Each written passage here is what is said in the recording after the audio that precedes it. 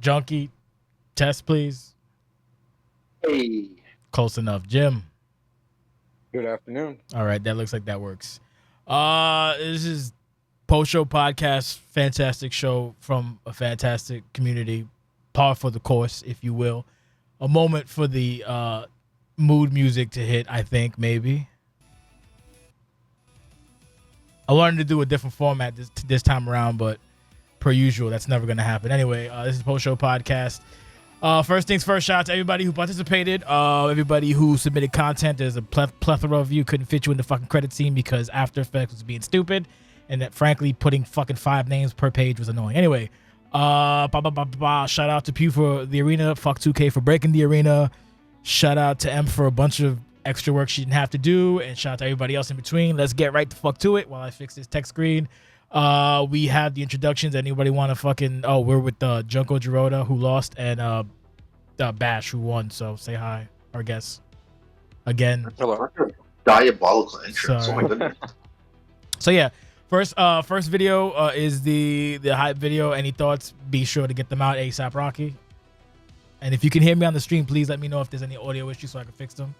Doing 5 million things. Fire presentation. Jim, thoughts? As always, it's top tier stuff. It was really a nicely put together intro. It felt like it kind of very representative of the event, and the location being Atlanta. I liked it. Okie dokie, artichoke. Now we're gonna switch to this stupid thing that's gonna probably break in 3, 2, 1. Yep, music here. Sorry about that music for a second while we fix this. I gotta minimize that. So we have the first video of the evening would be the L Park. We'll do the videos on top of the you know what I mean. You know what I'm trying to say. The videos and the match, include them together so we can be succinct. So yeah, there you go. So we have the first the OCW Championship kicking things off. We have El Parker taking on Rivon.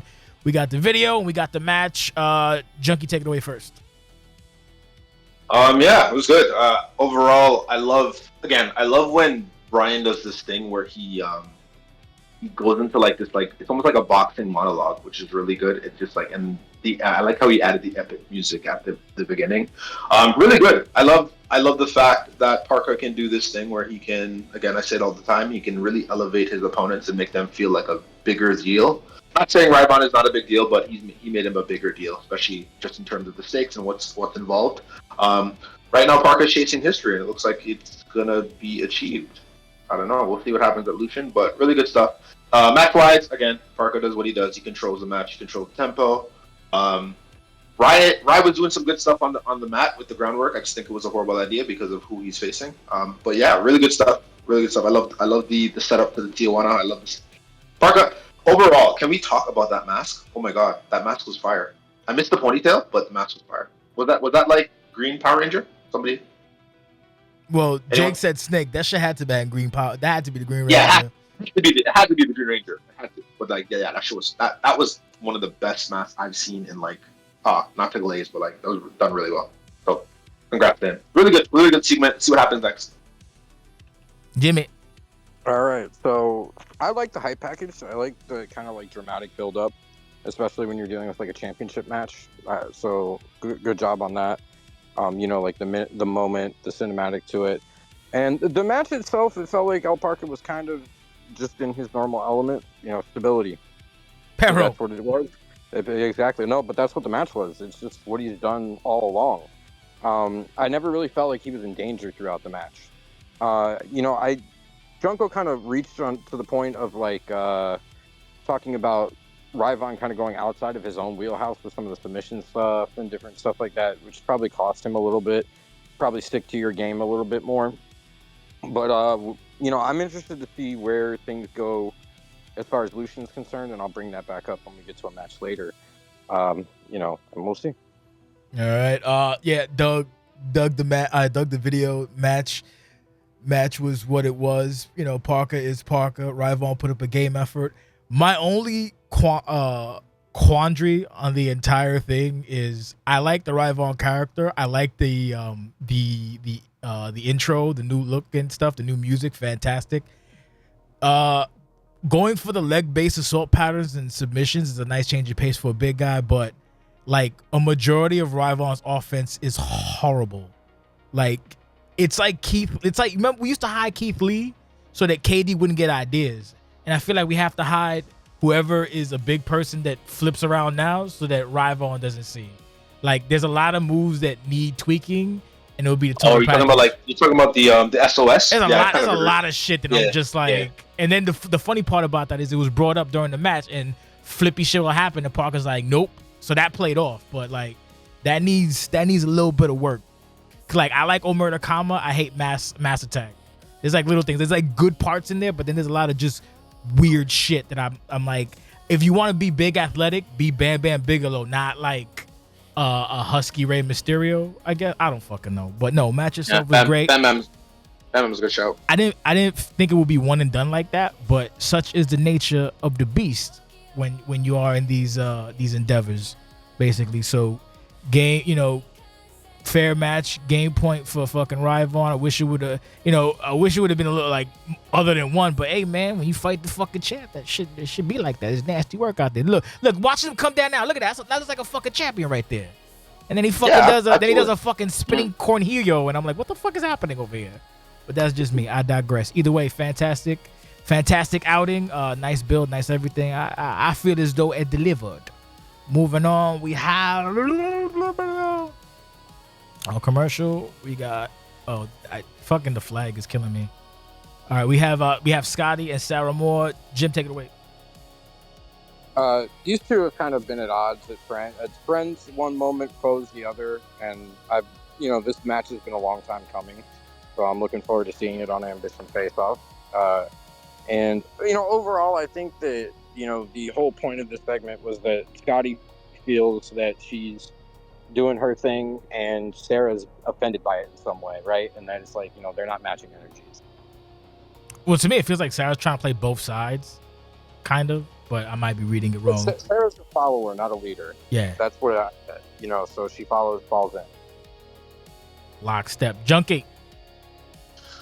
A lot of this stemming from Certified Greatness and how it ended and what took place. Obviously, when Ashley won, Scotty has not been happy about it. She kind of blamed Sarah for even following in Ashley's footsteps. It seems like Sarah's done her job or done a good job of the past maybe couple of months to just kind of understand that she isn't her own individual and she's walking on her own. Beating Ashley was a huge win.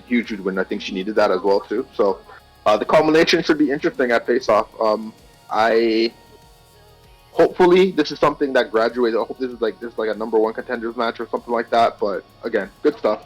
Overall, can't complain. I love the character development for the two, for sure. Speaking of number one contender, I'll get to that later. Sorry. We got the Paul Harris Trey Golden package and the fucking the match itself, snake style. Junkie, you're up. This match was highly anticipated by me. Obviously because again, Trey are connected. Really, really, really good stuff in terms of like mat work. Sorry, Trey. Paul Harris is a better technical wrestler than you. Get mad. Yeah, again, Paulie controlled the match. He did what he needed to do. I love the overall new package. Again, is amazing. I think he did a bit of a remix with I'm Still Standing with his presentation. Yeah, fits way better. Oh my god, like the setups to the wheel kick. I was like, what's the wheel kick? What's the wheel kick, pig? Really good stuff. I love the little package when Thomas Archer's name came up and the crowd started booing. I was friggin' pop me. Again, man is $1 million. I like the fact that he is aligned with Parka, and we'll see what happens next. Again, I think Paulie's got interesting dichotomy. Paulie's one of the better ones on the mic as well too. I think he also got in Trey's head from the beginning, which is really, really dumb. Trey's we got more work to do in the dojo, but really good stuff. Really good outing by him too. I like how Trey switched it up in the beginning where he was like kind of throwing kicks and trying to match Paulie on the mat, but then he switched up like, hey, I'm way stronger than you. Let me punch you in your face a bit.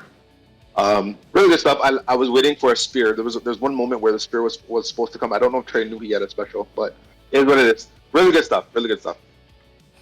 Jimmy.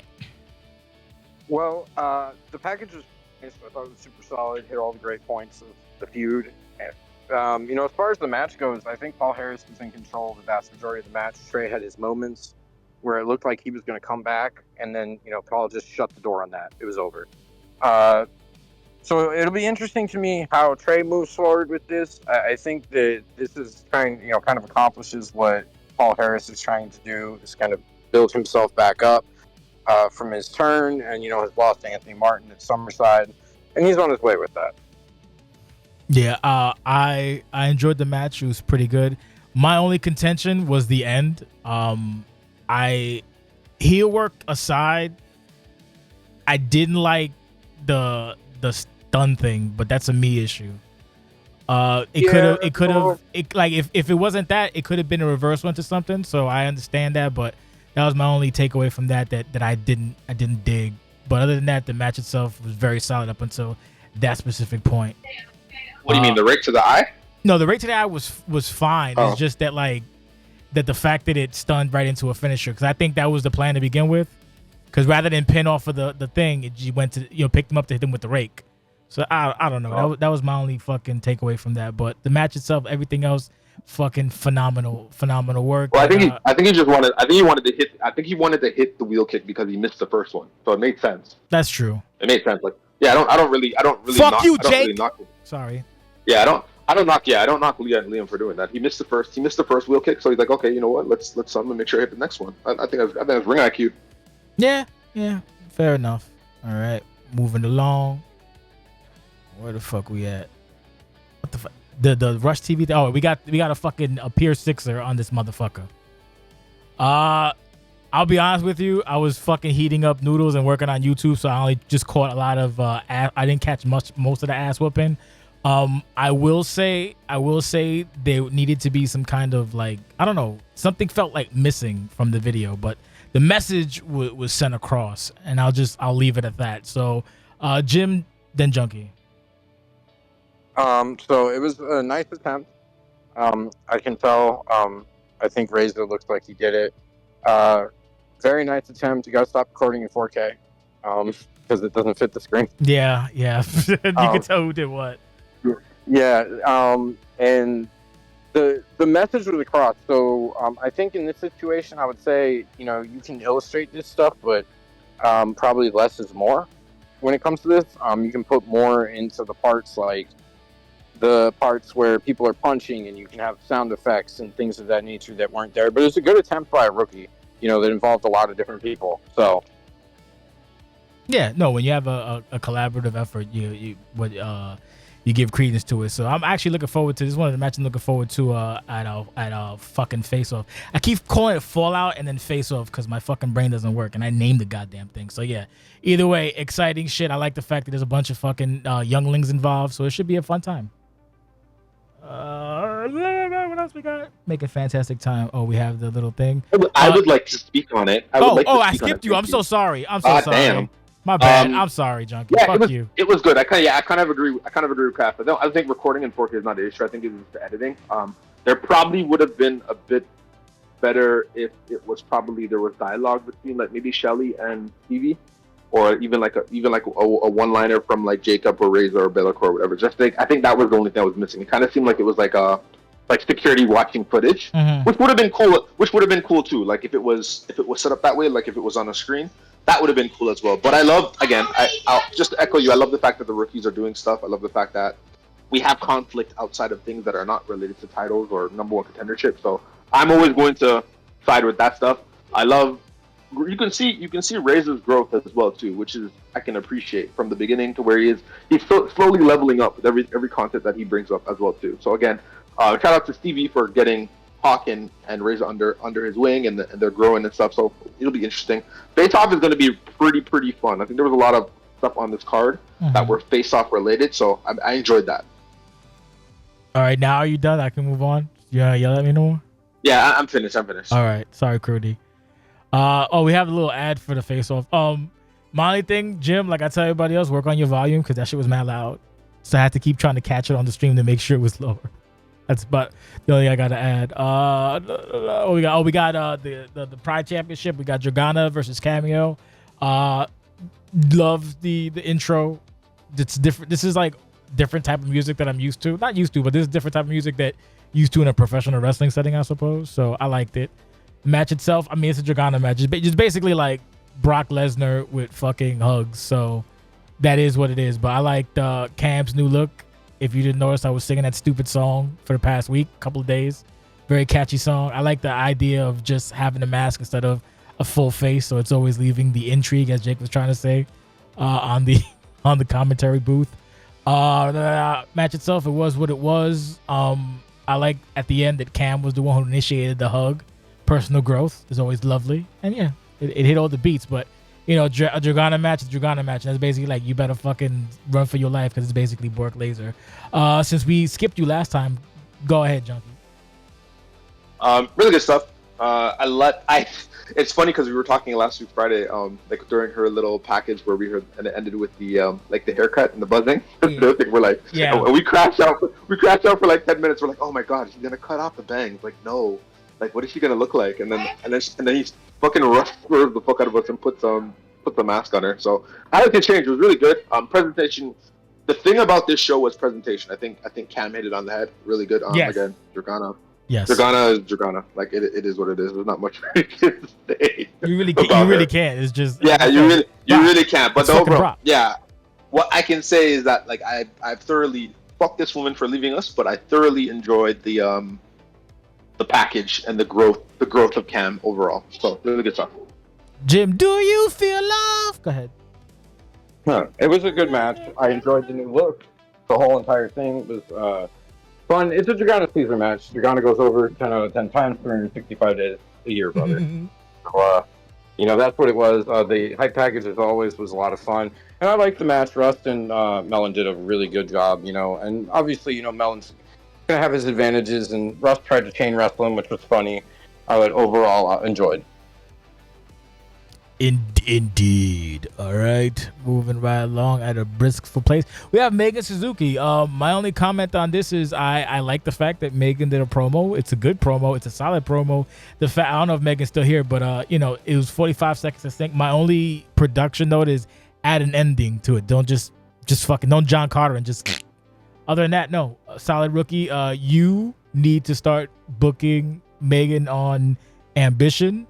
And yeah, that's pretty much it. I like the shirt too, the Stargazers. That's a fucking sorry, old school reference. Junkie, take it away. Before you go, sorry. I hate that everything's like it's good. We don't really shit the bed. So and if I have a fucking weird comment, Jake is wanting to jump down my fucking throat. I'm sorry. Go ahead, Junkie.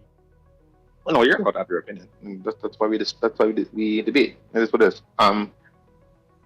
Good stuff overall. I think we've gotten enough of these. I think we've gotten enough of like hearing about her wanting to make a name for herself. I think she's got to start backing up her words now. I won't really knock Jim for not booking her because probably she's got to be available. So it is what it is. Really good stuff. I'm interested. Yeah, I'm interested to see what's next. There needs to be a feud. I don't like the fact that she just let Pearl bitch her out like that. She hasn't done anything about it. We gotta talk. We don't do that in Japan. But yeah, good stuff. She might be the best. She might be the best dressed woman on this roster, like in terms of the drip. Like really good stuff. I love the old airs and stuff. So good stuff. We'll see what happens next. But yeah, it's time for action. Let's talking. Jim, I want to see her do a feud. I think that's probably my biggest thing. Is she's been here for a little while now, so she should kind of have the lay of the land or get to the lay of the land in terms of having a feud. Yeah, we'll get her booking there, boss, and we'll see what she does with it and who she gets involved with. And I'm hoping to see more because the character looks good. The promo was good. I just want to see her more consistently. That's all.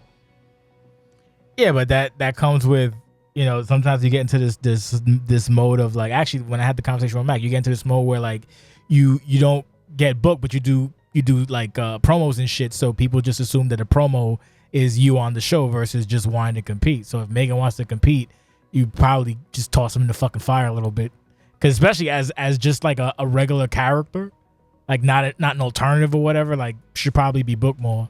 It's a weird thing, but yeah, you just fucking, well, now we see you, so get booked, nerd. All right, speaking of nerds, we have Boyle and Cheryl. Shout out to Cheryl's ensemble. That was fantastic. Also, shout out to Cheryl for just throwing hands immediately. I fucking love that. Oddly enough, Cheryl is attacking folks and whatever, and fucking Marissa's yapping on the show. So go fucking figure.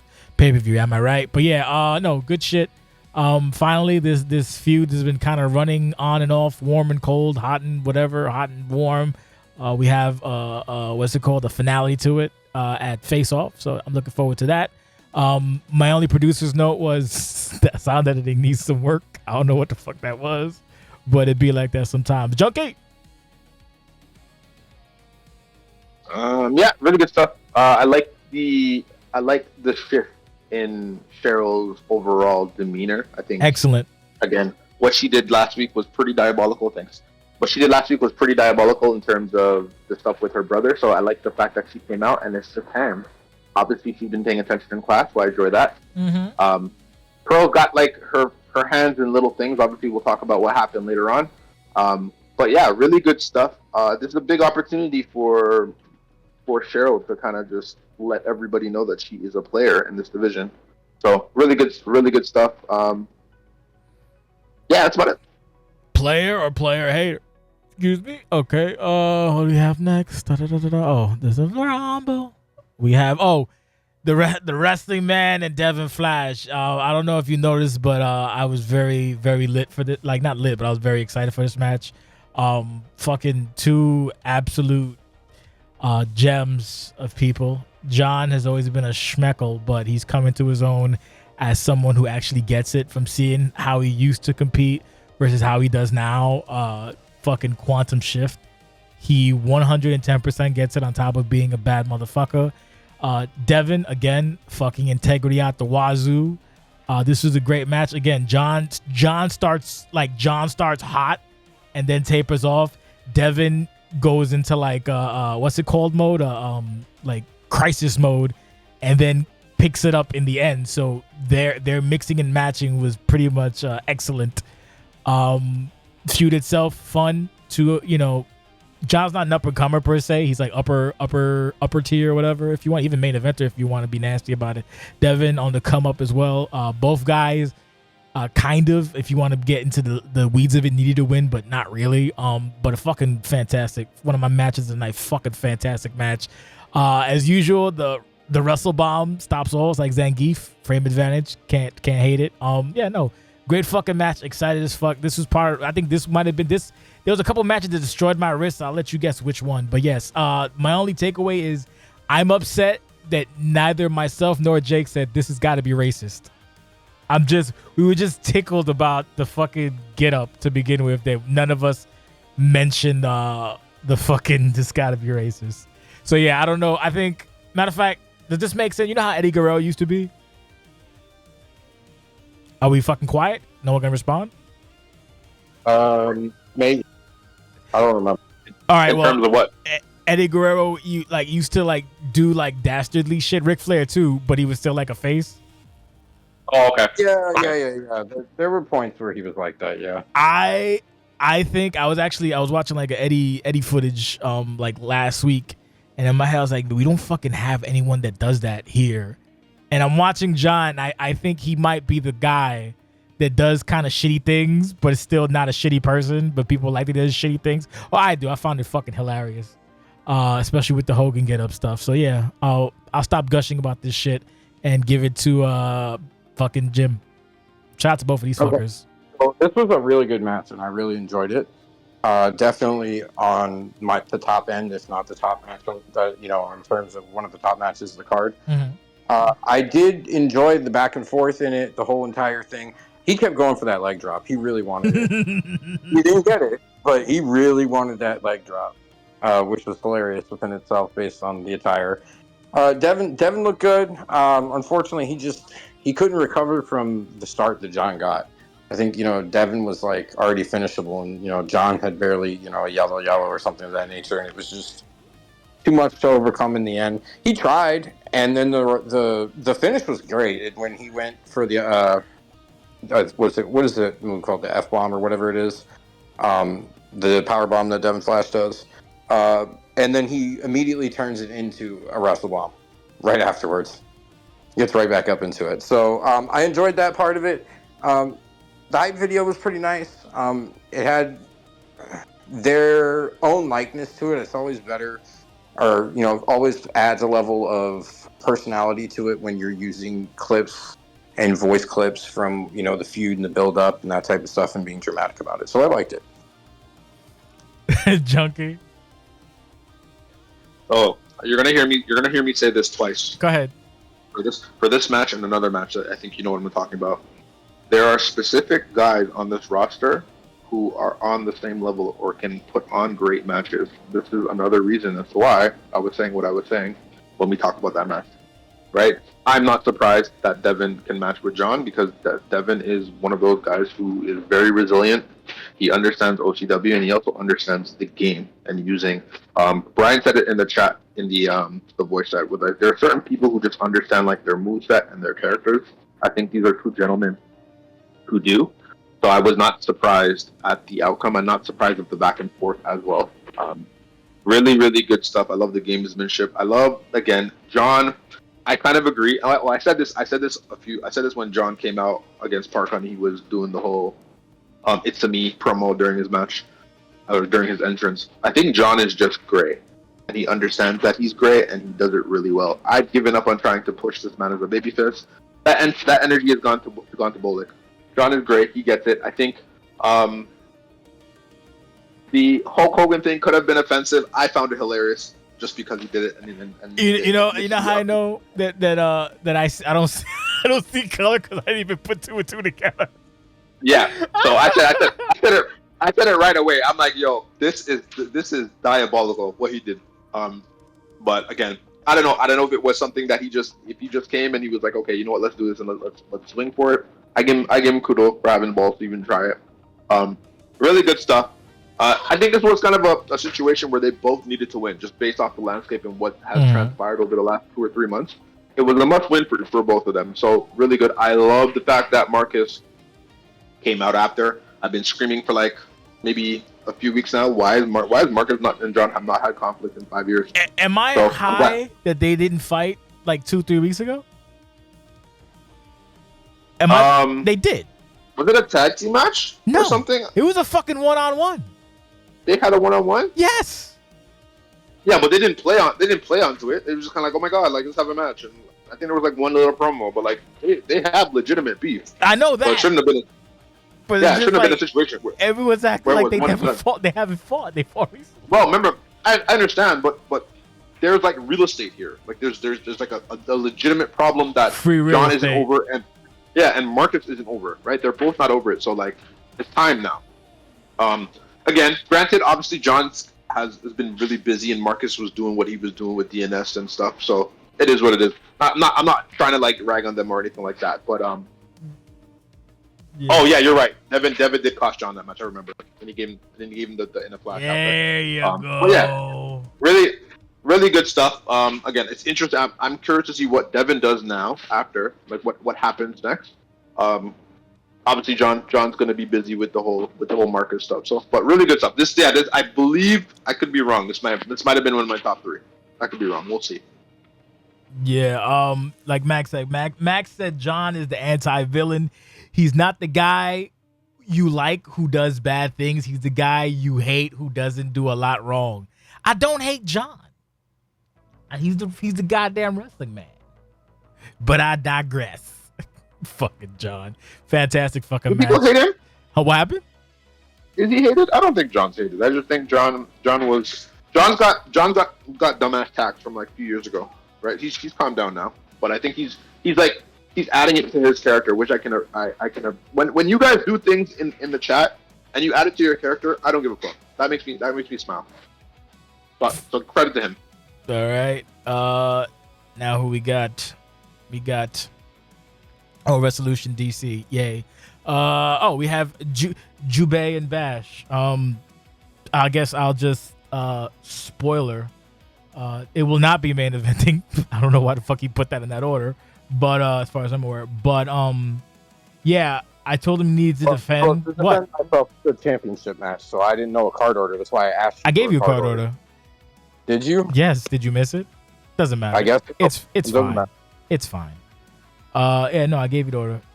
But yeah, I basically said I wanted him to have a challenger, and I wanted to be like, I guess, up and coming. So I said basically, but the match from Gabe and Jubei was like, fuck it, whoever wins there, go with that. So Jubei won. So grats, fuckface. I actually kind of worked out because, like, in another world, if Gabe would have won and then they would have beat Cold Front, it would have been very awkward. So I guess it worked out in the end. Yeah, no, I'm looking forward to this match. Jubei's probably gonna die, but what are you gonna do? It's fucking nah.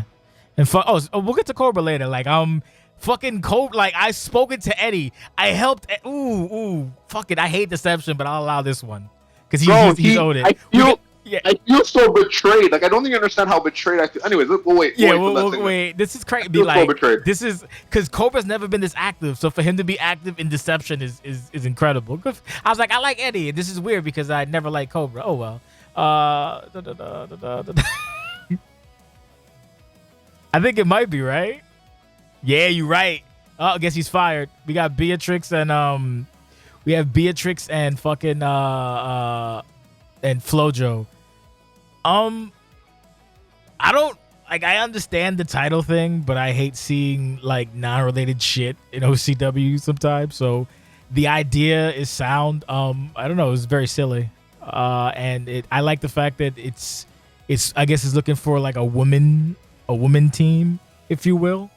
A woman team like Flojo and Beatrix down the line because you also, if you notice, there's like a Cheyenne Serena thing kind of brewing as well, so I'm sure that'll like mix and match down the line. So it's something. Yeah, that's pretty. I don't have like anything to say about it. It's character development. Flojo's trying not to be a cunt anymore, so good for her. Jim, take it away. Then Junkie. Yeah, it was pretty straightforward. The sentiment is there, and they've been building this, and they've done a good job kind of laying the groundwork week by week to get here.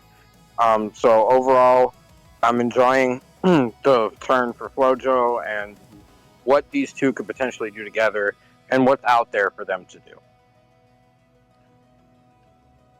That's all you got? Short and sweet. Okay. Junkie.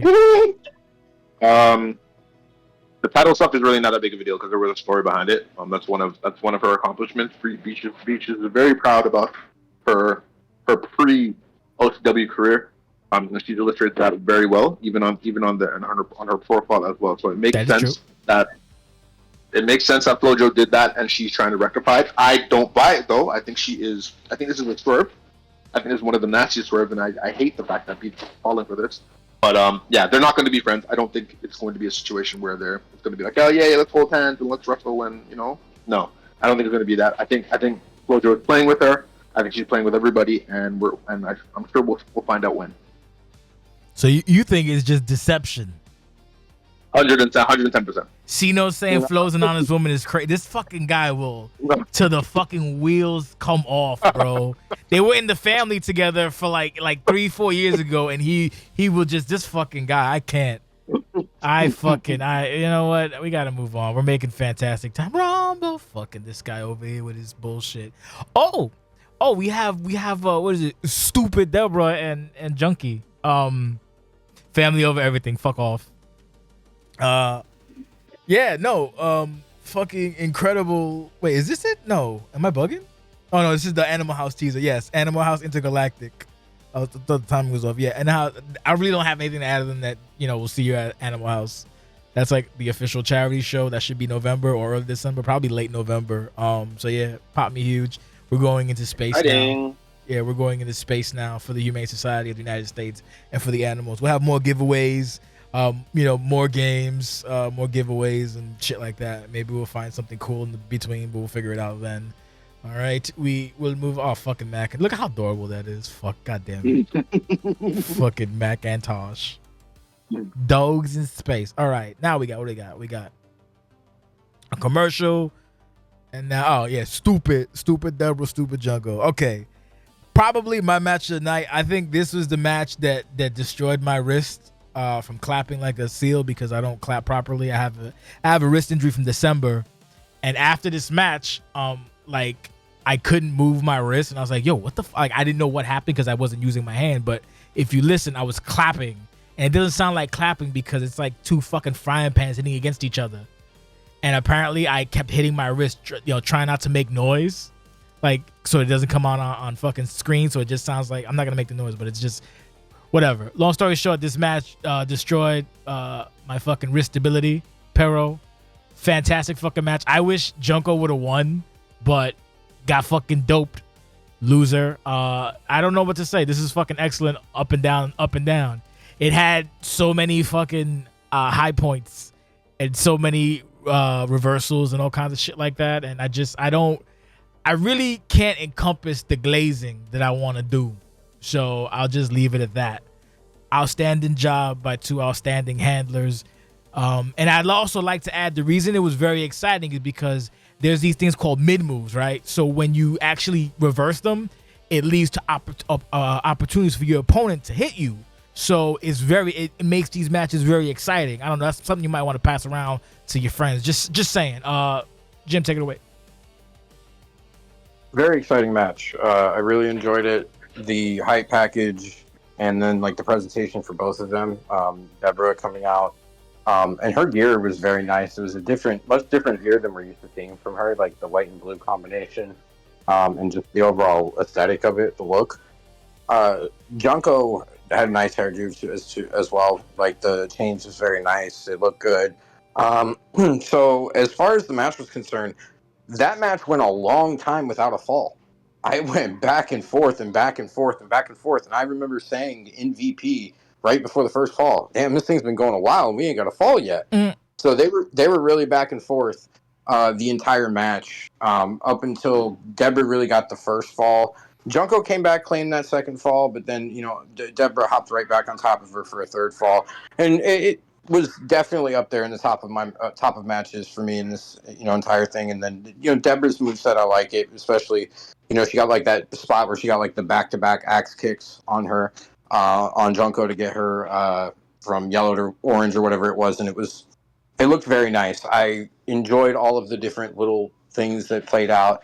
And they looked very evenly matched.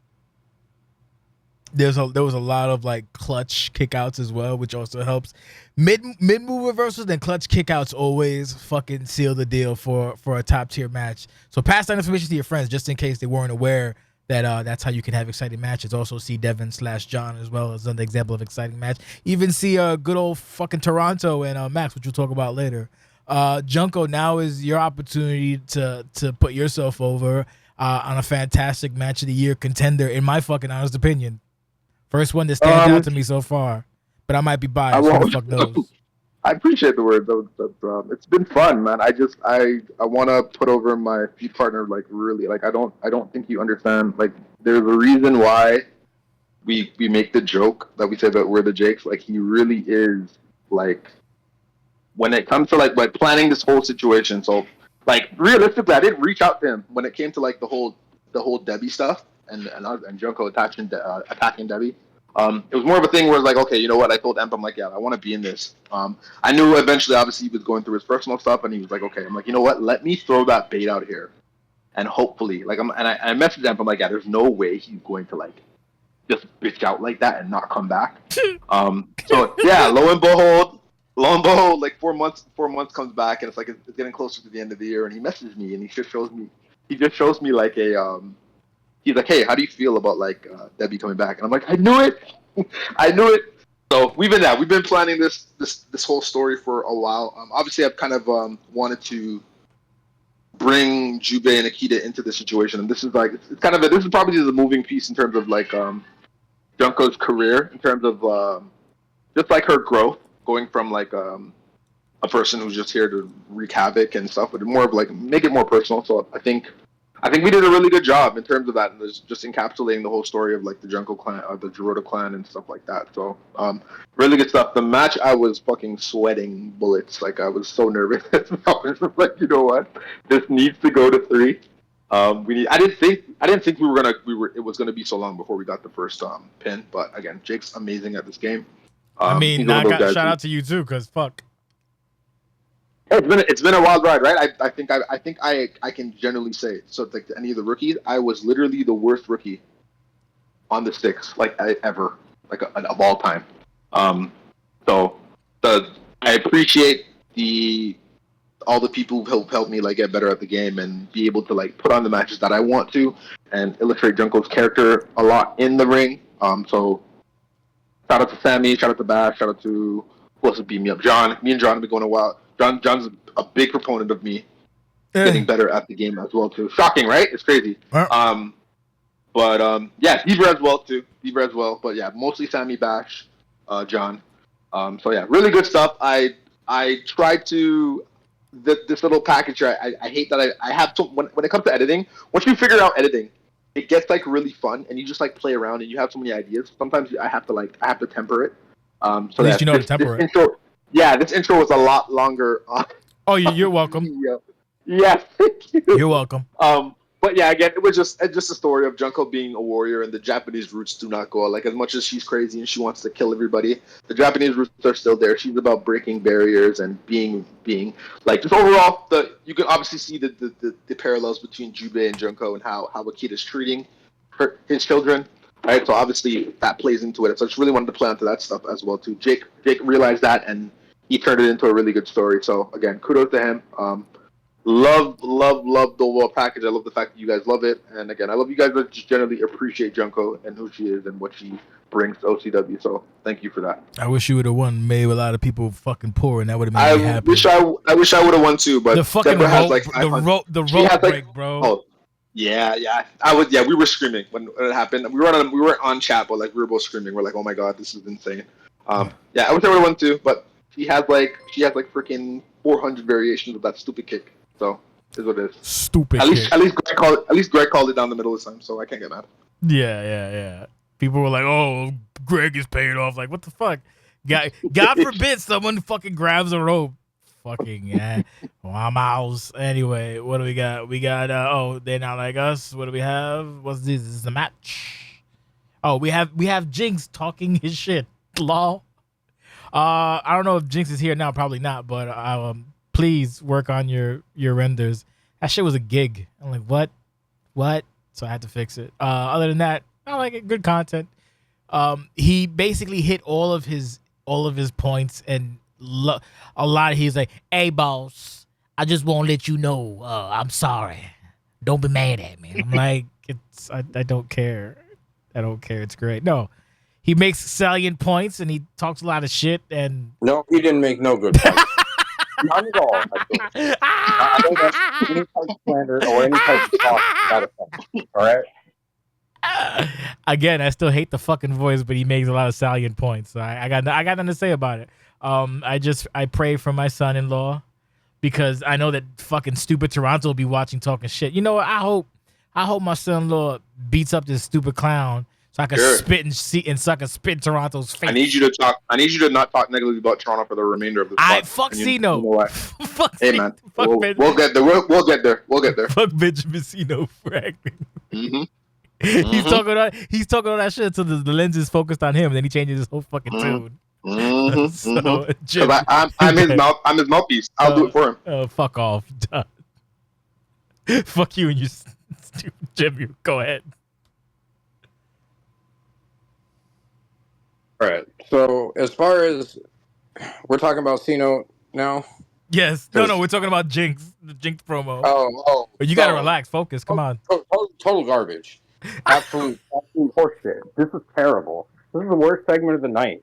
God, like by far, the lies that were spewed during this segment.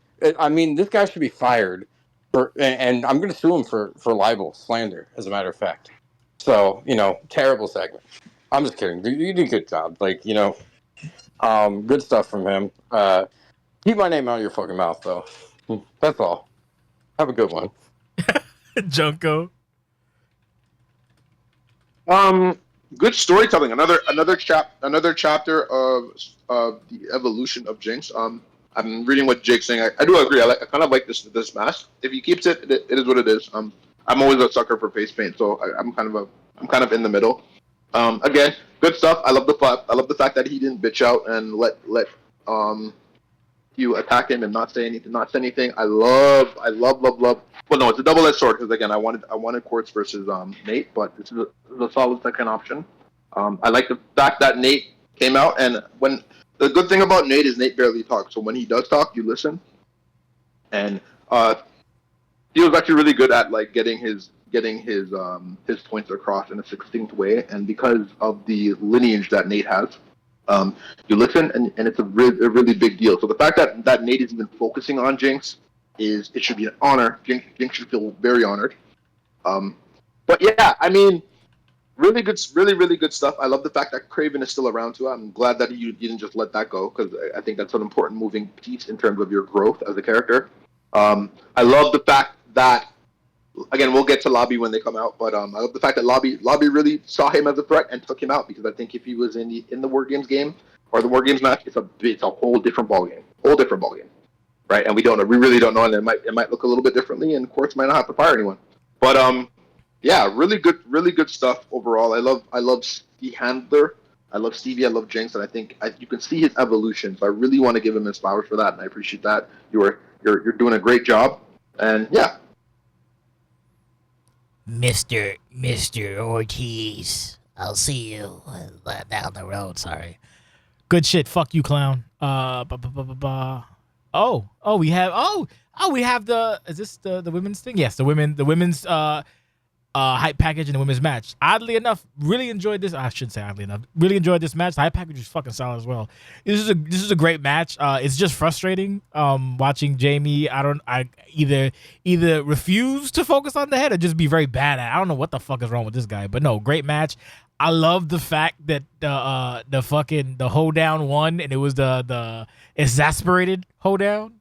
So it was like the fucking oh my god, anything, like it was great. And once again, the fact that every bimbo bomb was scouted. We have these things in the game called mid moves and reversals. And oh my god! They allow you to, they keep matches interesting. So I'm just saying, if you want to pass it around to certain people, just so just so they know. But no, this brother, fantastic. Guy stinks. Listen. You don't bother me, I won't bother you. If not, whatever. No, fantastic fucking match. I love the finish a lot. What popped me though is like future versus basically like after an exasperated like crawling to cover win barely, she comes out later and just talks mad shit. Like that's so deliciously petty in my opinion. And then Rao was like, "Can I do one after?" I was like, "Sure, as long as it's short." She's like, "Yeah." Bitch, that's like 3 minutes. That's not short. That's like it's mid, but whatever. Nah.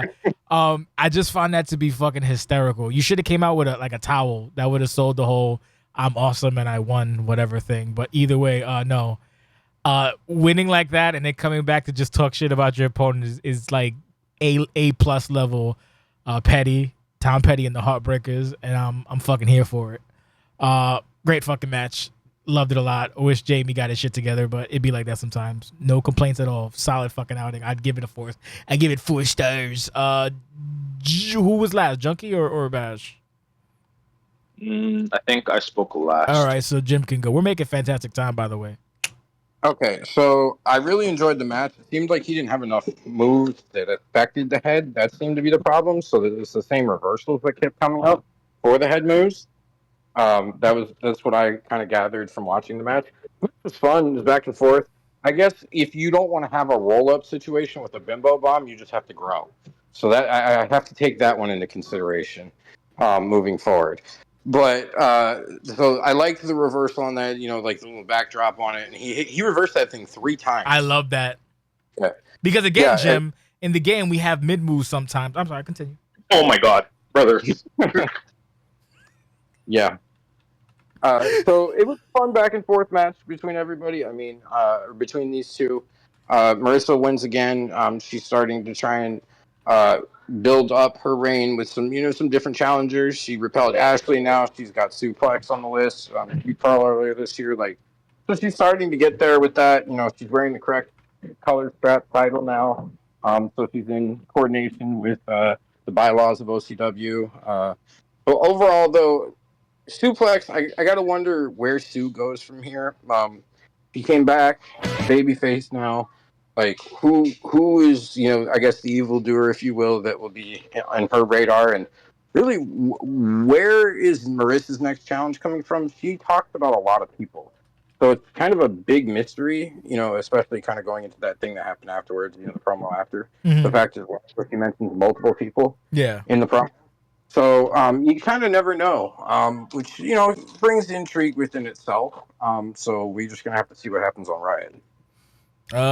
Junkie. Oh, by the way, before you go, I mean not before you go, before you start, Junkie, I just have to add, and I'm gonna go refresh my water. Horberg, line of the night, iconic, by the way. Holy shit.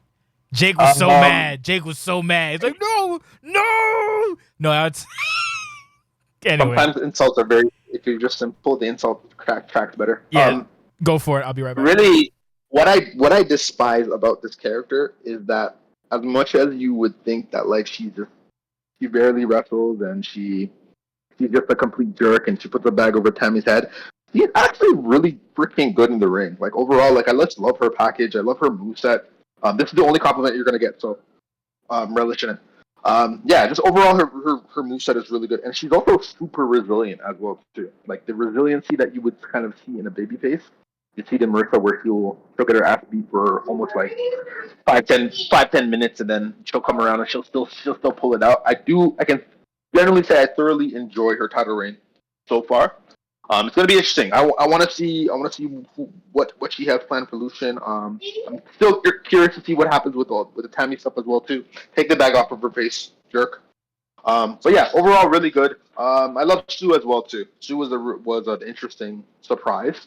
I was sort of got a bit of an explanation as to why she's the face now, but that's just me nitpicking when it comes to the story stuff. But yeah, overall really good. Again, I'm not shocked. Jamie is one of the best reversers in this game. In terms of like reversing anything, Jamie's going to do it. So yeah, good stuff overall. Really good package. Really good things for the women's division as well moving forward. So we'll see what happens. Is he back? No.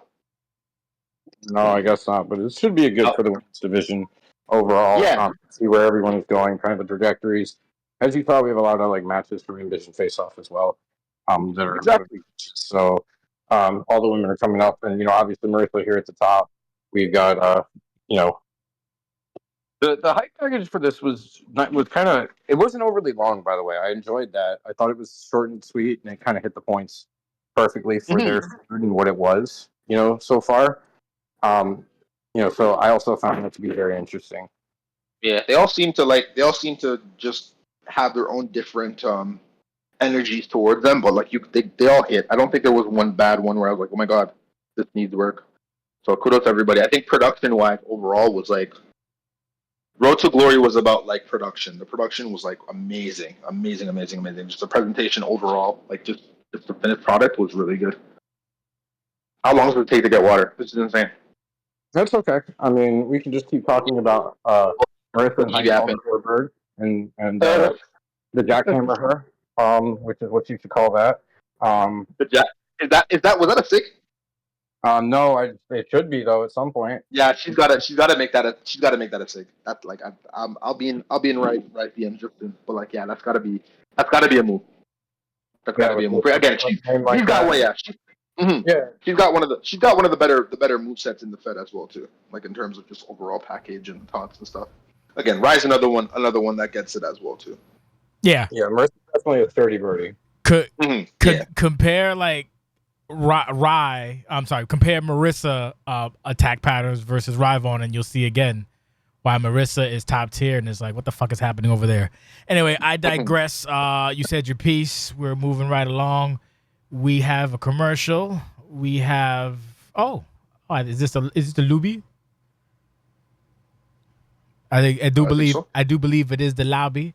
Well, from what I could hear, because people were fucking talking because it was Rust and Dan, so of course, salient points were made. And pretty much, I mean, that's what do you want? I guess we'll wait till pro wrestling. We'll wait till fucking what's it called? Not this week, but the following week to find out what the fuck is up. I'm interested to see what the fuck happens, but who the fuck knows? They made a lot of great points, but who am I? Who am I in this grand old Opry of things? Junkie, you were just yapping, so we'll take it to Jim.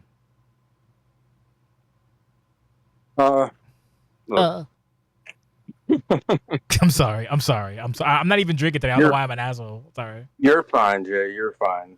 I'm just high and I was doing something, so I forgot what we were talking about. Oh, Remind me. old relics, basically. Pew and Rod. Yes. Oh, okay. Yes. Yeah, the fucking arguments. I hate those guys. It made sense. I think that they did a good job in terms of like the way the story was built of putting themselves within the conflict and being an ancillary part of the conflict. Mm-hmm. Much in the way that like Jinx ended up being an ancillary part of the conflict. And it kind of grew the stakes of the main event even more because there were more people within the company that were involved in this on both sides, right? And there was some backstabbing and accusations and all this type of stuff. And they just kind of put the cherry on top and said, "Hey guys, we're the lobby. Remember us? You know, we beat everybody, except for when I put them through a flaming table." But excellent. Wow. Yeah. They beat everybody. They did have a really good run as a tag team. I'd like to see them insert themselves in the tag team division because that would be a big boost for the division. And they'd be kind of instant contenders in terms of what they've done recently. I mean, look at what Pew's done. I mean, Russ, probably working his way back, I guess you would say, at this point. But the message was there, and they've made it very clear where they stand now, and that definitely helps from like a viewer standpoint of like, oh, I know these guys are out there for themselves. They kind of live in this moral gray area where they're doing whatever they need to do for them, and that's what they told us tonight when they went out to the ring. So good stuff, and I want to see who the lobby gets involved with, kind of moving forward and what they want to do. Junko. You got. I just want an apology from everybody in the Fed who thought I was crazy when I said the lobby's not finished. Yes, you're I don't know why I don't know why you guys would think that. Listen, you're not getting one from me. They don't read the show. They don't read the shows. Maybe. I mean, even if you didn't read the website, you could tell there was never a conflict where they said, "Hey, screw the lobby. Let's do what we want to do." No, they always were very, very, very, very loyal to each other. I don't understand why courts would just think that this man would come in. Oh, CQC set me free, stupid stuff. CQC set me free, diabolical. Yeah, stupid stuff. So again, I love the fact that they're finally giving me what I want. I wanted them to come and take over the tag team division. I think it should be more than the tag division. I think they should try to take over everything. If I were to fantasy book now, I think it's got to be Daddy and Courts versus the lobby. I think it just needs to happen eventually. I don't know when. If it's not Lucian, it's that. If it's not Lucian, it's not Lucian. It is what it is. This is just me. I'm going to fantasy book. Oh yeah, you're fantasy book. Bringing up the Luddite, Mr. Mid. Really, we're bringing him up already. I thought we were going to leave at the end. Yeah, that's just what it is, right? I think it would be a really poor taste if Courts were just to let this man just snake him like that. So again, that's kind of what we got to see. But again, I love the fact that they're pretty much came out and said, "You guys must have forgot who we are," and they did. Now everybody's gonna see. Yeah, it was straight to the point. Again, I love when Paul Pugh is on TV. I love when Paul Pugh speaks. I love Russ beside Paul Pugh. Hopefully, it's a situation. You might be where the only Russ one. Yeah, I know. I'm literally the only one. It's okay, but it is what it is. I'm a prophet. But yeah, again, really good stuff. I love the fact I didn't think it was Paul Pugh who was attacking everybody, but I'm not surprised. So really good stuff. I think they did a really good job. These handlers these handlers are pioneers here. They understand OCW, so really good stuff. I'm very, very excited to see what the lobby does and who gets lobbied next. Tag team division. Good luck. Yeah, they won't win a tag match. They have mid moves, so they're already at a disadvantage. Jesus Christ. Hey man. Next topic, man. Oh, wait a minute. The next topic would be my video of my musical package, at least. Just because the song, it was fucking, Max probably been left, but that shit was fucking, and I'm sober, yeah, Jake. This is me when I'm sober. Imagine when I'm not. This is fucking, Max was, someone tell him when you see him next time, this shit was fucking on point like a fucking needle. Fantastic. Like, it was just, everything worked eloquently. Match itself, oh, where do I begin? Holy shit. I just fucking phenomenal match. Like it was very rapid pace, and these are both people who are both skilled, so that's how it was gonna go. I didn't see. Sorry, what was that? What was that? Say it again. I said Say they're that both again. skilled. They're both what? Skilled. They're both what? Skilled. Okay. Wait. You're assuming I never said Cino's skilled? That's I'll crazy. I'll wait till it's my turn. That's my bad. I'll wait diabolical. till it's my turn. No. We might have to skip you because you're Toronto biased. So No, obviously you can't provide any quality feedback regarding that. And clearly so my you know. bias was right when you saw what happened, right? Ooh. Anyway, I'll wait till it's my turn. So yeah, you're gonna go last. We might have to get Jake here to speak, and then you can go when we're leaving.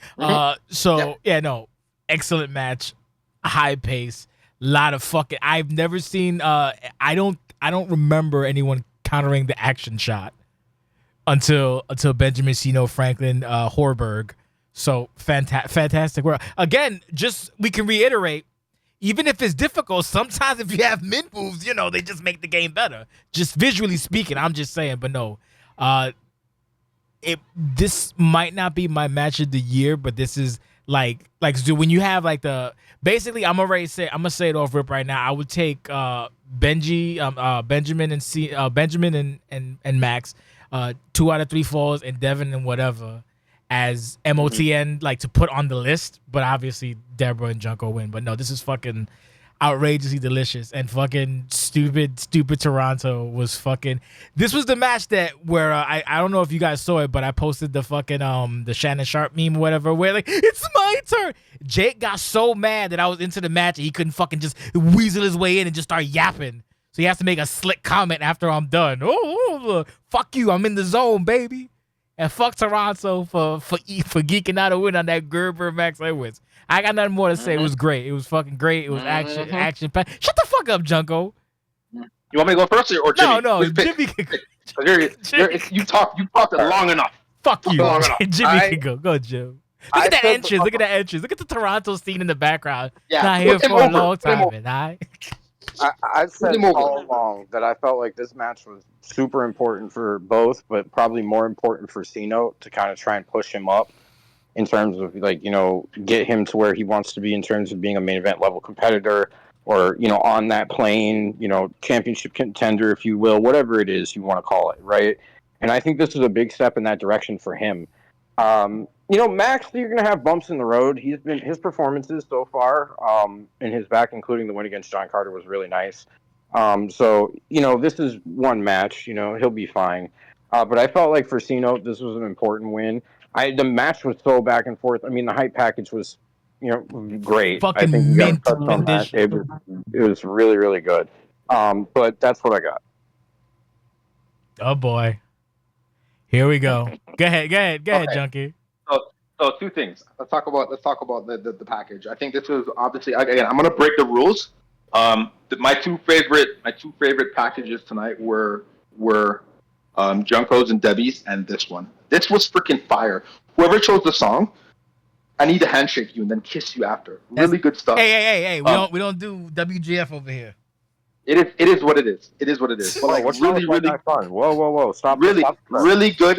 Really good package overall, just in terms of like, again, even though like the feud wasn't like this crazy thing where let's do like a blood feud or whatever, what we're used to. I just think the overall dichotomy of it just being like, hey, I'm just better than you. It is what it is. Like, yeah, you choke during the big moments. I don't. I've been here. You have not. And I don't think you're about this life, as what we would say in Toronto. So really, really, really good stuff by Max. Overall, Max is one of those guys who's a very big deal in terms of it. Max can wake up tomorrow and win the title, and nobody would be shocked. Now, before I go on my little tirade, right?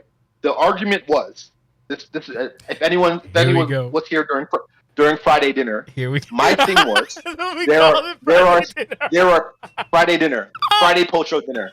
My thing was there are specific people who are kind of in the mid card, who have graduated from the mid card and are ready for the big dance, right? The big dance being your main event picture, John Carter, Max Edwards, whatever. I said Cino is one of that guys. If Jinx is one of that guys, Cino is right there behind him, right? That's what I said, right? So the fact that Cino won tonight, which is what I was saying, I'm like, yeah, there's a great possibility that Cino can win, and win in great fashion, which he did, right? So I just want everybody to understand that, like, in Toronto, we don't play games. we say what we're gonna do, and we do what we're gonna say. That's all. That's all I gotta say. That's all I gotta say. So when like you see how Bret Hart talks about like Calgary and stuff. It's like that in Toronto too. We're nice. We're nice.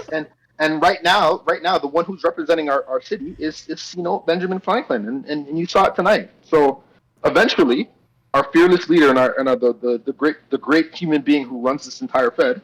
I'm glad that he's acknowledging him and letting him know that he is that guy. I know your jaw dropped and hit the ground when you rolled him up, but hey, I'm not surprised. I'm not surprised. First of all, there we go. is it Jamil? Yeah. First of all, Jamil, very close to Juki, by the way. Nasty work. I will say the following.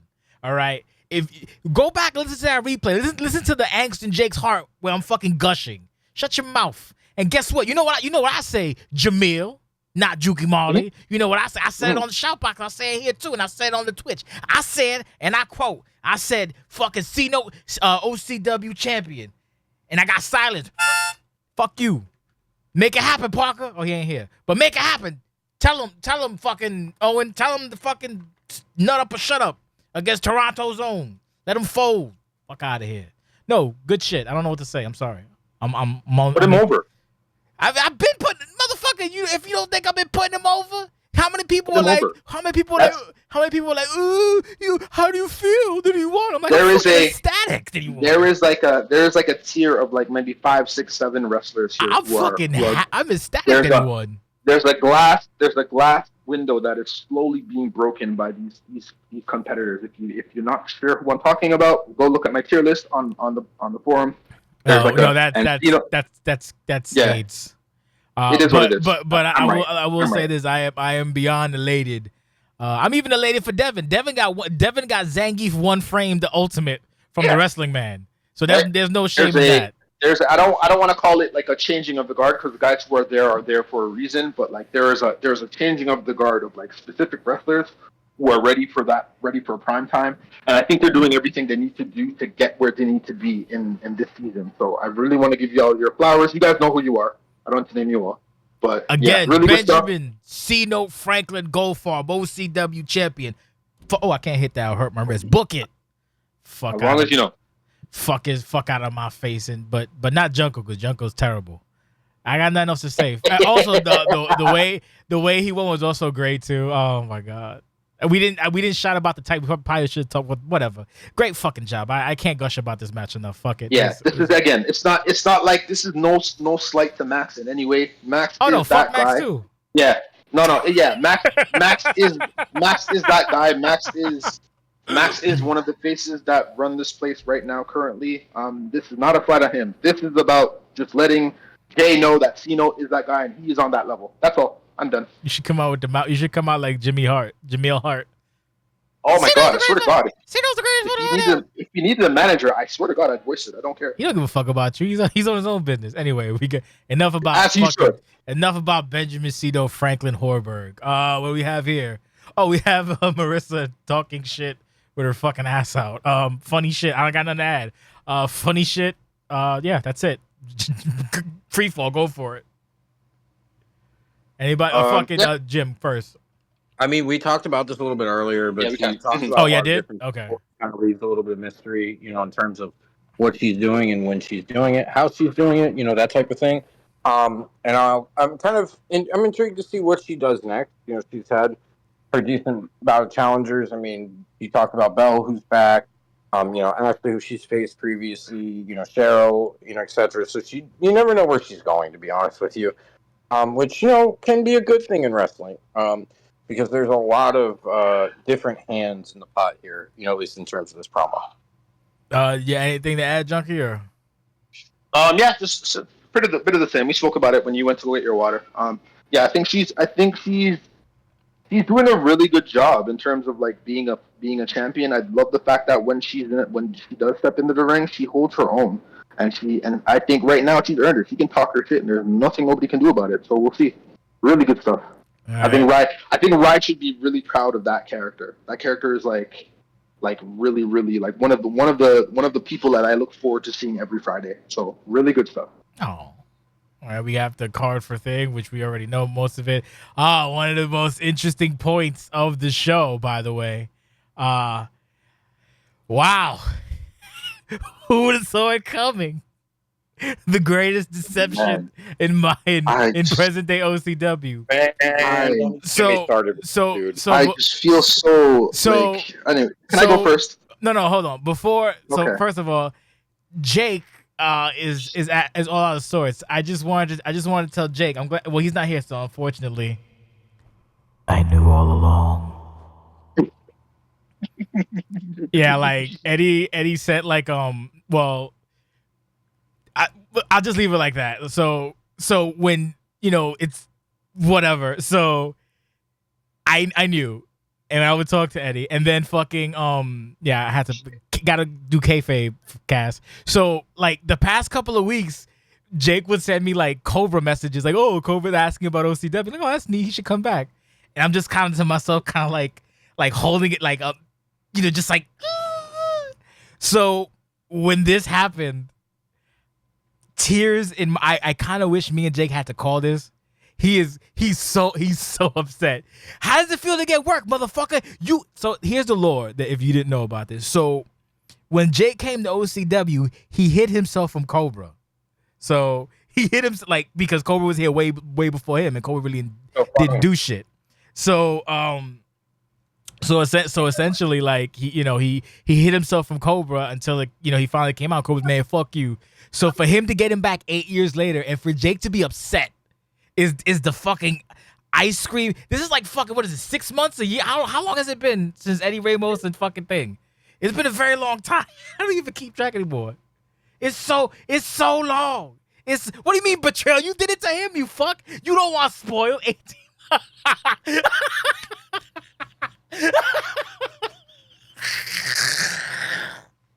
I'm lightheaded. I'm fucking lightheaded. I should have told Jake. I'm like, Jake, man, I wish he would come back, but the work schedule's so hard. Jake was like, he's always trucking. He doesn't have any time, but he misses this place.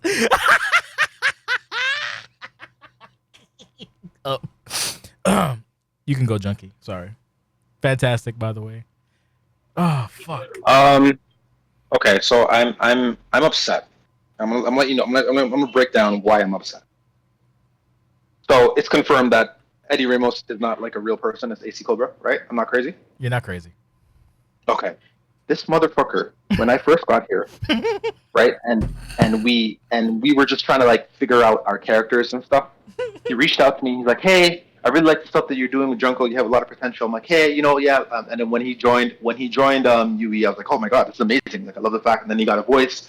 We helped each other like with Eddie Bandera's voice and the sexy voice and stuff like that. So like we have a relationship. Can you imagine your best friend?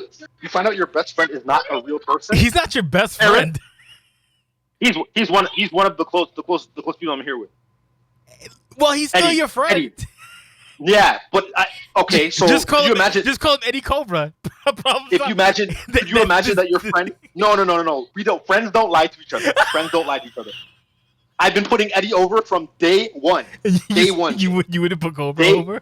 Day one. No, I mean Cobra the character. Like obviously, the only lore I know. I know the lore that Jake told me, right? So I know that lore. But in terms of like who he is as a person and stuff, I knew nothing of. I only know Eddie. I've been swinging the Eddie banner from day one, right? So the fact that parents bamboozled me.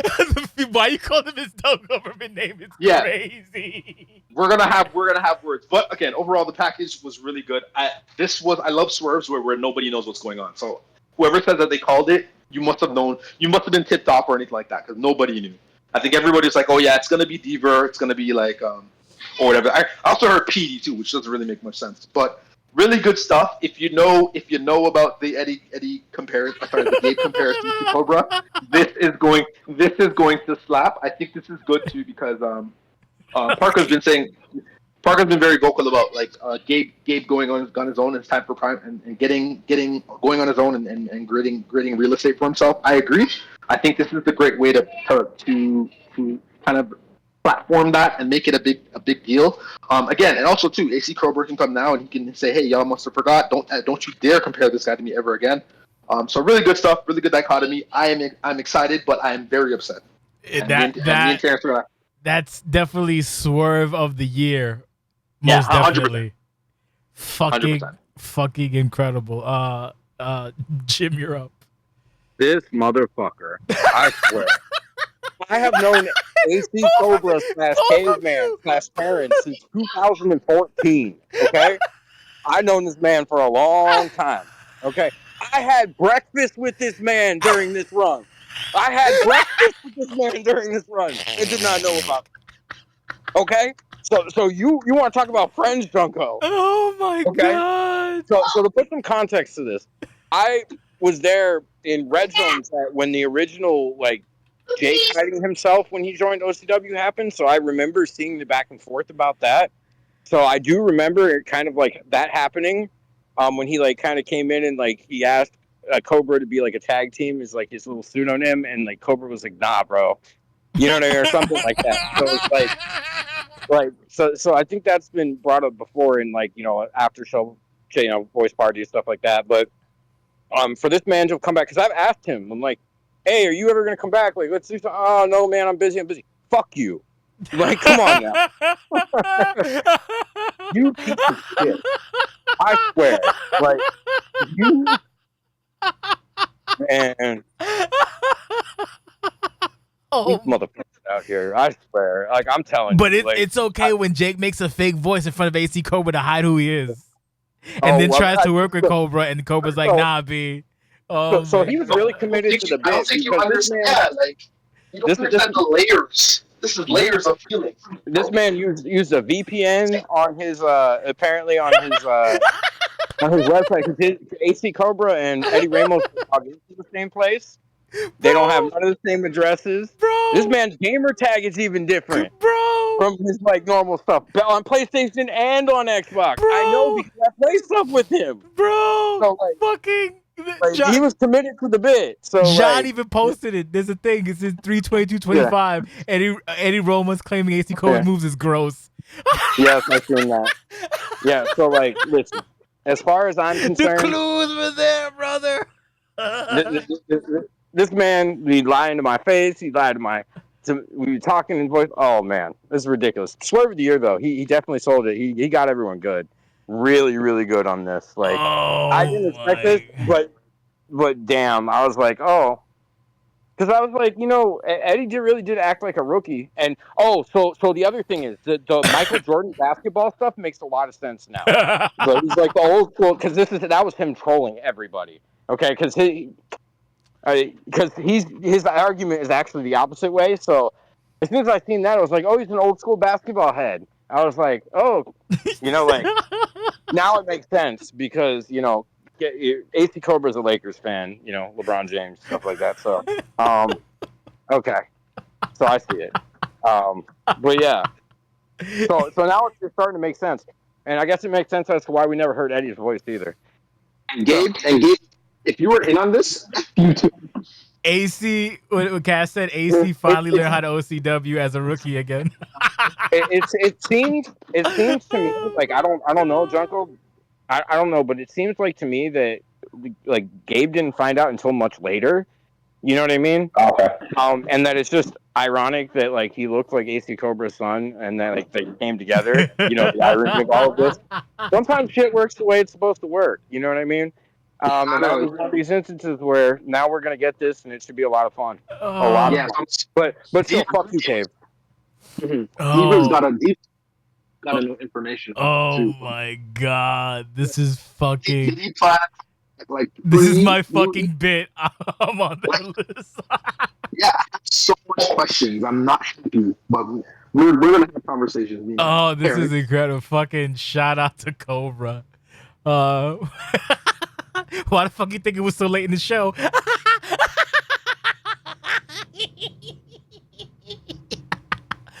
Oh, all that people talking shit about UE every now and then. Oh my god. Oh, this is fucking delicious. Fuck my good. Well, fucking Cobra's DMs are gonna start opening up. Hey, brother, you wanna fuck off? Oh my god. Good shit though. I knew that the day that Gabe showed up and he was basically his whole flow, and Cobra was like, man, he took my whole flow. He's like, you should do something about it. Oh, I can't. truck and stuff. And little did he know. Oh fuck! Excellent work, brother. The R stands for Cobra is crazy. Good job. I'm watching Discord. All right, we have looks like this thing the video. Oh, we have the main event, Zivad games, and we can wrap it up. We made actually a pretty excellent time. We were yapping about Cobra a little too much, but fuck him. Good job. Package solid as a motherfucking rock. Presentation for everybody involved.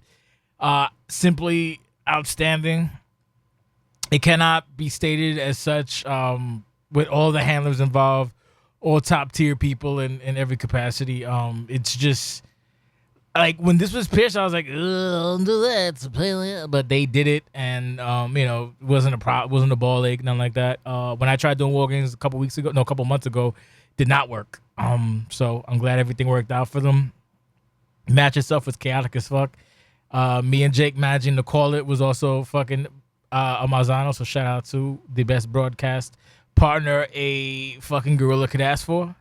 First try, by the way, is fucking nasty work. I did a sheet of all the accolades between the teams, and I don't think I covered all of them, but it's stupid. And then like there's like at points in time, like one guy on Frontline is like rest of the year with a guy or a girl on fucking Sensational Conglomerate, and there's shit like that. There's Resolution main events. There's I think the count when me and Jay get the match, I think the count was between both teams. There's like 30 something world championships or something like that. No, 22, no 20 something, 25 world championships or some shit like that. And then there was like 40 championships between all of it. It's crazy, fucking like stars everywhere. Everyone there is either a future star, a current star, a legend, or a relic, or it's just good shit. Match itself, chaotic. It's expected. You're never gonna get 5 stars in the fucking war games at all.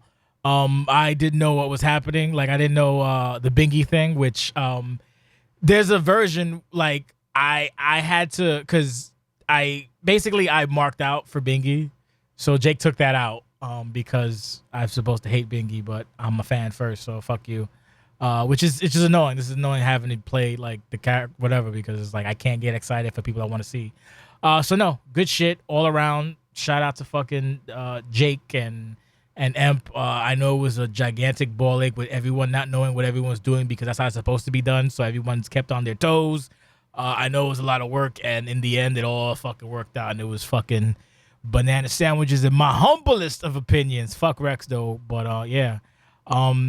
Now, as expected, we'll see what happens when we come back, but it's gonna be sad. I hope it's just Baker, but it's not gonna be. Quartz is gone, and I'm gonna be sad, but whatever.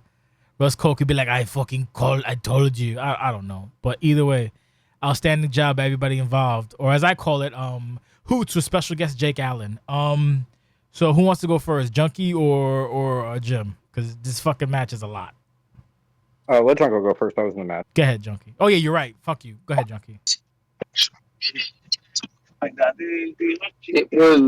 It was pretty like it was good. It's really succinct. I thought it was going to be like a bit of a shit show.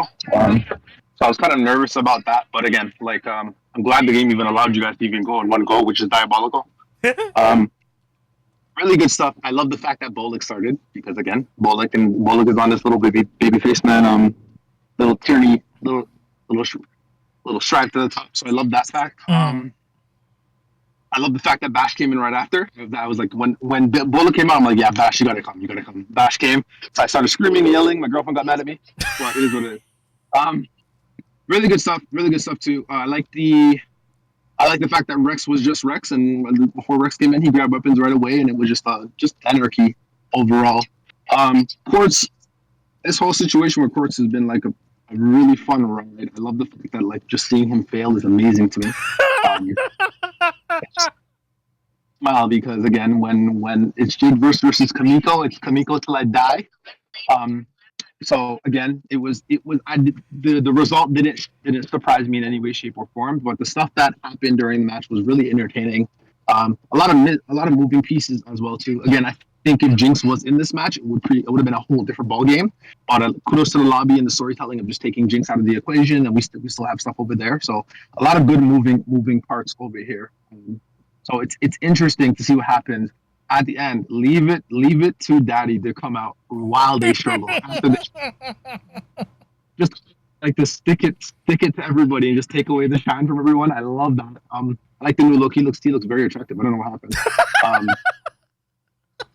But yeah, really good stuff. I don't know. Did he come back and reclaim his throne, and it's him versus Kamiko? We don't know.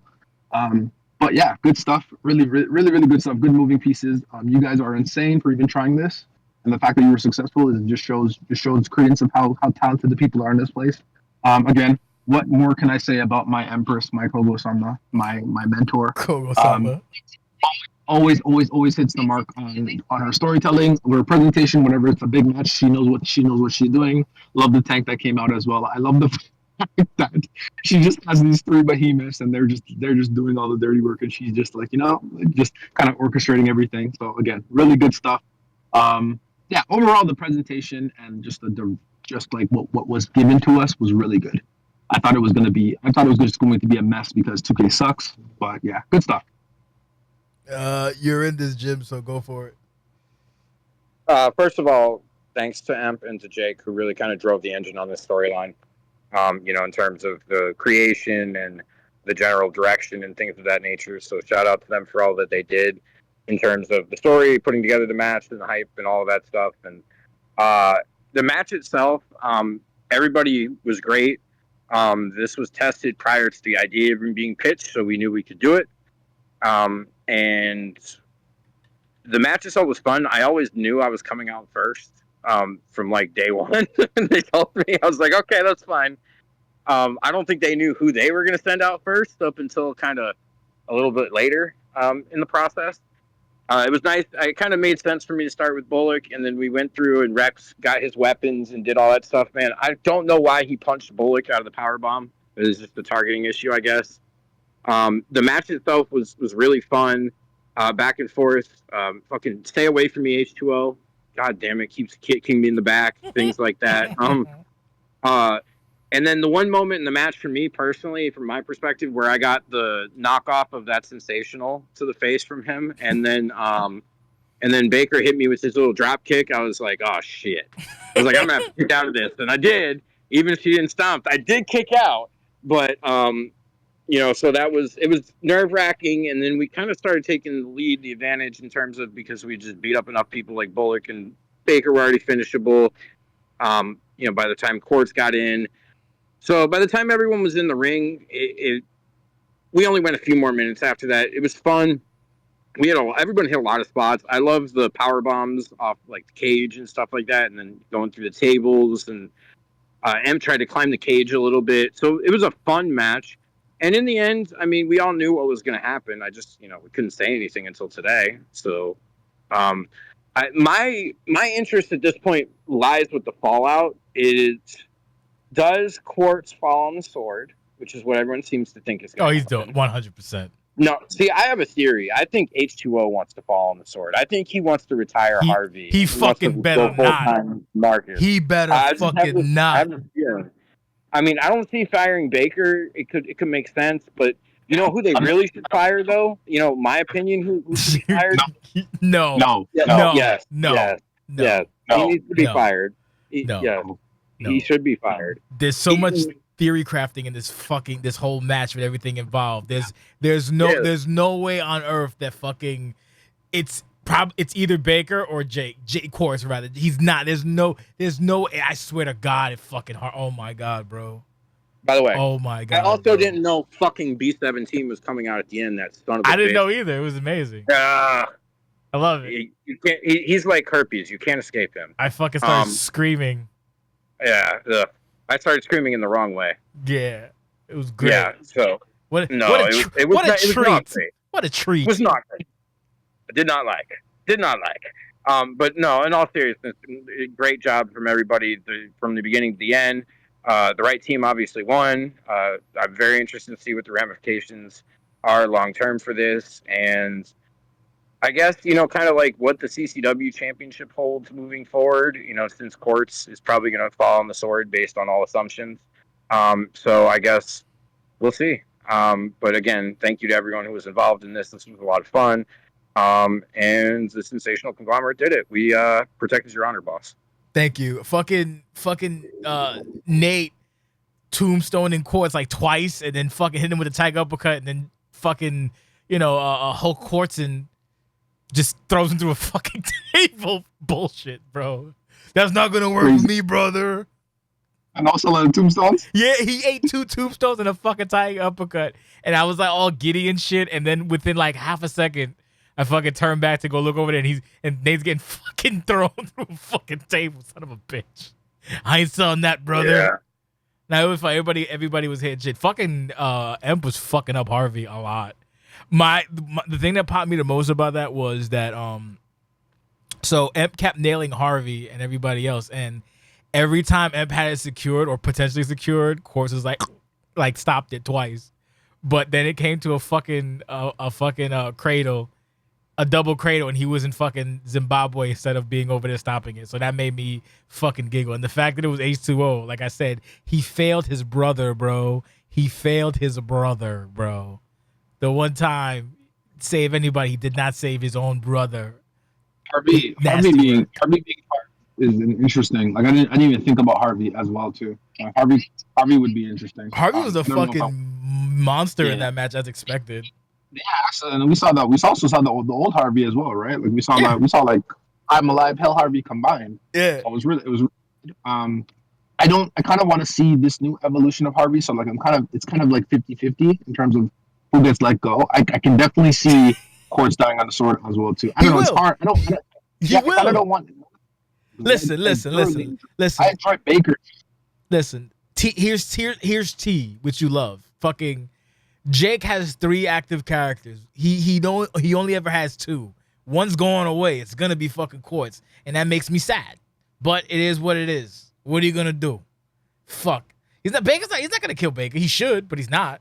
Yeah. And and if fucking Michael decides to just kill fucking H2O for fucking Marcus, I swear to God, the ramifications and repercussions will be extenuously terrible for him. And then Bolek is not going away. Bolek just got here. What are you gonna kill the baby man? No, fire him. Is he gonna come back as Alexander B years? No, he's done.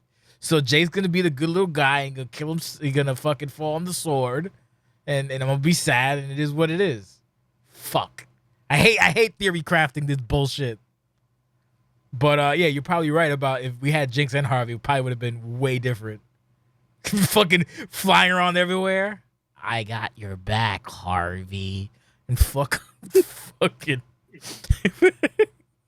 don't worry, Harvey. I'll protect isn't Jinx you. a part of the front line too? Couldn't we fire him instead? Hey, just give the title back to Nate.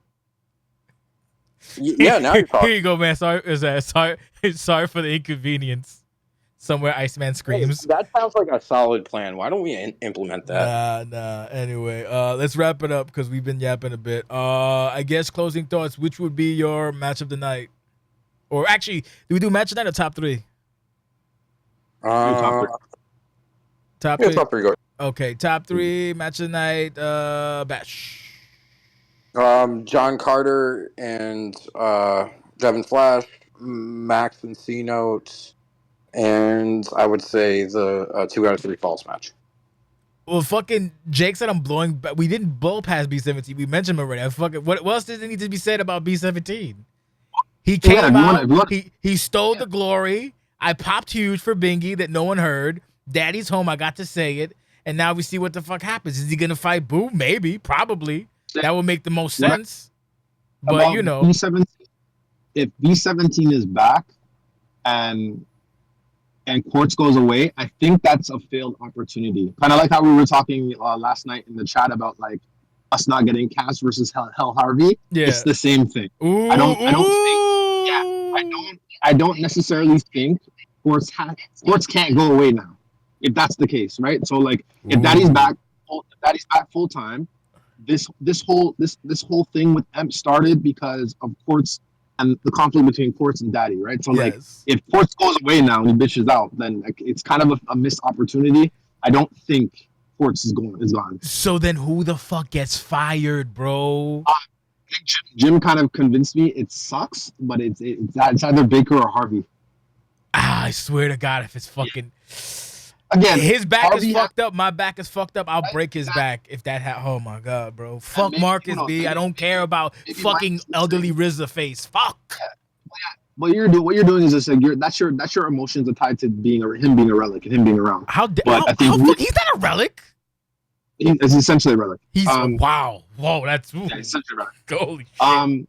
He's been here for a while. I think he can kind of go. He's only been here for like maybe 2 months, right? So I don't think him being gone really hurts as much. Oh my God. If Quartz goes away, I think there's a lot of missed opportunities that we missed. Like we missed Lobby versus Quartz and whoever. We missed Quartz versus Nate, which I'm still trying to get. We miss Quartz and B17, which I think needs to happen. God damn it! Right. So I don't know. It's kind of hard for me to see Quartz go away right now. It'd be a very missed opportunity. Fucking Cass like you're missing. See, my theory is the Cass like he's just gonna come back as a G2. And I'm like, maybe, but no. Because, see, Jake is like, oh, they're separate. So that means technically it's a second person. I don't fucking know, bro. Jake is like hoping that no one guesses correctly. Fuck you, bro. Just fire Baker, bro. It's fine. Anthony will be fine. He can come back as fucking Lil Baker. I don't know, Lil Bake. I don't know, bro. He's got a different character. Oh, bro. They're not I'm sure. Wait. He just said they're not two individuals, but every time we bring it up, he's like, that's the other guy. You know what? Pick a lane, fucking Jake, and stick with it. Yeah. Fuck. Yeah, I don't know. It's tough. It's tough. I don't know. I don't think there's too much food on the plate for Quartz to go away. There is. Way, shape, or form. There is. Yeah, so doesn't make sense. I love Mike. I love what H2O has done. But seeing as I've been watching Harvey videos all day yesterday, oh my totally okay. God! Oh, yeah. You're totally okay. Fuck off. Yeah. No, I'm saying like if I have to choose one, right? Like obviously Bullock's not going nowhere because Bullock's has a rocket on his back. Imagine they just fire Bullock. Baker, I'd be so depressed. Like Terrence would get double down. I'd be mad about the sword, but I'd be mad about Bullock. You get both my wrath. But yeah, I don't know. It's either Baker or Harvey, to be honest. Oh my God! I'm saying it's fucking Quartz, and you're gonna be like, look, you thought it was gonna be Quartz and Nate at Lucian, and you were dead wrong. So. Well, I don't think we're getting Quartz and Nate. If anything, we're getting Nate. Find a way to fire Russ Cole somehow. Fire Russ Cole. There's a name on the sheet, but it's not my name. I'll take the bullet. Don't worry. Oh, fuck off. Fuck you, Bullock. What an asshole. What a giving asshole. I'll take the bullet. Oh God. I can't. I got nothing. And he'd be such a coward if he took the bullet, Daddy comes back and reclaims his title. Like, what was the point of you coming back then? Oh my you know God. Yeah, you're right. Ooh. So much issues. Yeah, like that's just not cool whatsoever. Oh my God. This is great. I got another theory. Maybe they fire frontline supporter Jubei Giroda. I mean, that could work too. That's insane to just make that leap. You're gonna get your little beard kicked off your face. Yeah, you're probably gonna die. So it's fine. It's a defense. It's fine. Good for you. I'm shocking the world. I'm gonna piss my sister off in the process. Yeah, maybe it could have been Gabe, but Gabe came up short. Either way. All right. So you said your top three. What was your top three again, Joe? I'm sorry. I think mine was the same as Jim. I'm not gonna vote for mine, even though mine's on there. But I'm going to give flowers to the War Games. War Games would be my third. Okay. I would say for me it would be Wrestling Man Dev, Max and C Note, obviously, and War Games. Yeah, I do War Games. 2 out of 3 falls, and then I can't decide between Toronto and Max or fucking Dev and fucking C Note better be on there. Oh, fuck you. I said I can't decide, so I'll just pick 2, and I'm picking War Games and 2 out of 3 falls. Kiss my ass. Overall match of the night. What say you? Overall match of the night. I can't vote for myself. I'm going to go because again we run shit. T-Dot, versus Max. Just overall, just from beginning to bell, I think there was a I love the beauty, and I'm not shooting shots. I think the mid move stuff is amazing because some of the animations that we barely see due to stuff make the match more visually appealing. So, like for example, Paul Pugh getting reversed and then Devin hitting him with that crazy lariat to win the match, like stuff like that. You don't get that unless you do the move, right? So I think that's stuff I do like, and I think there was an abundance of it. And the fact that these guys were, I didn't even know Kamagoya could be, or the action shot, I think it's called. I didn't even think that could be reversed. Ditto. So the fact that, yeah, I think from bell to bell, that was the match of the night for me. So fun fact, like when I complimented Dev and John, right? And Dev said something, he can agree, whatever. He said something along the lines of, oh man, something about like, maybe I got a memos. I was like, don't you fucking dare. And then I said something I won't repeat here because I've already done enough. But yeah, so long story short, no, keep them because they make the match entertaining because they offer your opponent an opportunity and then they have them. And it makes an overall, every match that we had that was very like, had those in abundance, at least in my opinion. I could be wrong, but visually it looked like if I see a counter, I'm assuming that's what, unless it's breakered or it's countered. So fair play to all those matches. So I'll leave it at that. So yes, do what you got to do, but like within reason. So please deliver. And Devin, don't change a fucking thing. Excellent. Well, he's not, but still, it was fucking fantastic match. It's just you can't beat the Wrestle Zangief one frame, baby. You got to have that shit scouted. It happened to Jim and it happened to Dev. I seen it. You just got to snap jab him out of it. Stutter him, bam. And hit him with a stun because Jake likes stuns. Let me stop. I got to stop. I'm sorry. Anyway, what do you rate the show out of thing? Out of 5, I guess. This is one of my favorite pay-per-views overall, just top to bottom. I'm gonna give it a solid 9.2. Well, I said out of 5, so I guess that's 4.5. Yeah, 4.5. Yeah. Okay. It's rated high. I'm gonna remember this one for a while. Good. Jim? I would say a solid 4 for this show for me. Oh, look at you. It was really good show. I normally rate pretty hard, so 4 is pretty high. So I enjoyed the show. Majority of the matches on there, they all felt like they belonged, and everybody delivered. I'd agree. So I'll give it a 4.5. Solid show. We just kind of kept what's it called? Like rising and rising and rising, and there was so many. There was so many exciting matches and really cool moments, especially Deceptive Cobra and everything in between. So it was a good shit. Rookie showing out. What you said? What of the year? Yeah. Swerve of the year. Oh yeah. No, I'm saying yeah. Swerve of the year. We got Daddy returning. Big, really, really big deal, right? Obviously, the War Games. We haven't seen War Games in a minute. Parker doing what he needs to do to get his legacy. He needs to go fight. He needs to go fight Cino. That's what he needed to go do. Oh, that'd be nice. Junko and Deborah going to war, right? So I think there's a lot of good moving pieces. Obviously, lobbying. So lobbying is crazy. Yeah.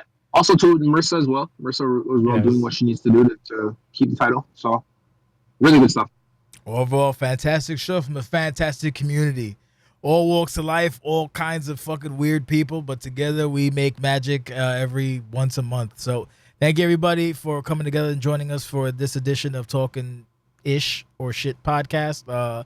It'll be up later on. The web show should be up in a bit. There's not much that is missing. And we're taking a break this week. Hopefully the 2009 podcast comes out, but it's still being edited heavily.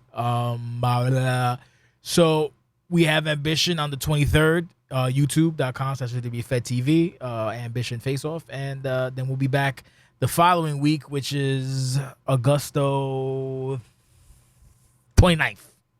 So yeah, so we'll see you on the 23rd, and then we'll see you back in full action on the 29th of August. In the meantime, enjoy yourself, and there's like a post-show scrum thing that has to be figured out that'll be posted probably on the site. Okay, thank you very much. Goodbye. Thank you for joining us.